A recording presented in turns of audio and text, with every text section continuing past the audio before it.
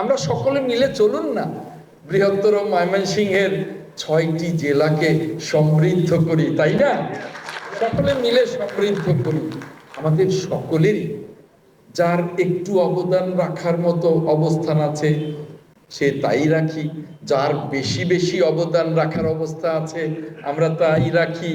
অর্থাৎ আমাদের সকলের, ছোট বড় সকলের কিছু কিছু কিছু কিছু কন্ট্রিবিউশন সকলে মিলে আমরা যদি রাখতে পারি, আমাদের বৃহত্তর ময়মনসিংহের 6টি জেলা নিঃসন্দেহে সমৃদ্ধ হয়ে যাবে, তাই না?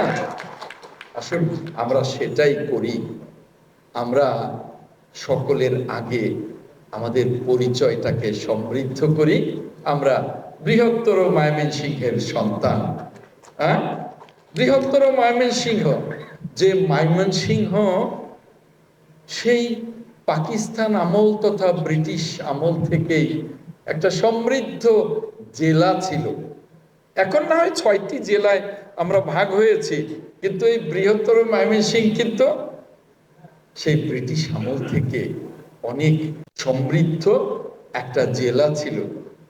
সেই জেলার আমরা সন্তান।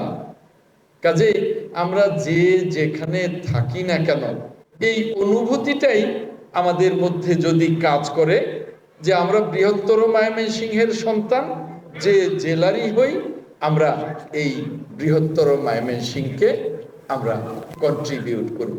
তাহলেই দেখবেন এই অনুভূতি থেকেই আমাদের কন্ট্রিবিউশনটাই চলে আসবে এবং আমরা বৃহত্তর ময়মনসিংহকে একটি সমৃদ্ধ জায়গা হিসেবে, এই বৃহত্তর ময়মনসিংহের 6টি জেলা মিলে আমাদের যে অবস্থানটা, এই অবস্থানকে আমরা সমৃদ্ধ করতে পারবো, সুন্দর করতে পারবো, এই পরিচয়ে আমরা গর্বিত হতে পারবো।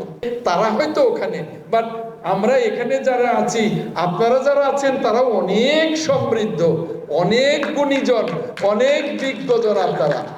চলুন আমরা সকলে মিলে ভালো থাকি। সকলকে অনেক অনেক ধন্যবাদ, অনেক অনেক ধন্যবাদ। আসসালামু আলাইকুম।